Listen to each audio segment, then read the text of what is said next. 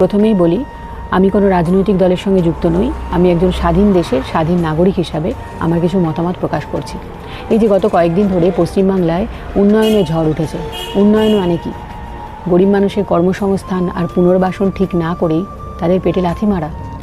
এই যে স্টেশন চত্বরে সমস্ত দোকান বুলডোজার দিয়ে ভেঙে দেওয়া হচ্ছে, হকার উচ্ছেদ চলছে, যে দোকানগুলোতে তারা বসে কেউ চপ মুড়ি, কেউ ঘুগনি, কেউ রুটি তরকারি, কেউ ফল, কেউ বই খাতা বিক্রি করত, এখন তারা জীবিকা শূন্য, হাহাকার করছে, চোখের জল ফেলছে।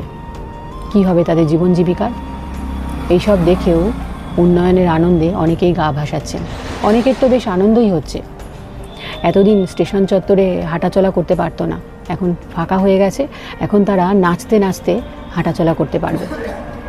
তাদের উদ্দেশ্যেই একটা কথা বলি, যখন আপনার বাড়ির ছেলেমেয়েরা দেরি হয়ে গেলে ট্রেন থেকে যখন স্টেশনে নামবে, রাতের অন্ধকারে চারিদিকে জনমানব শূন্য, কোথাও কোনো দোকানপাট নেই, লোকজন নেই, পারবেন নিশ্চিন্তে বাড়িতে বসে তাদের জন্য অপেক্ষা করতে?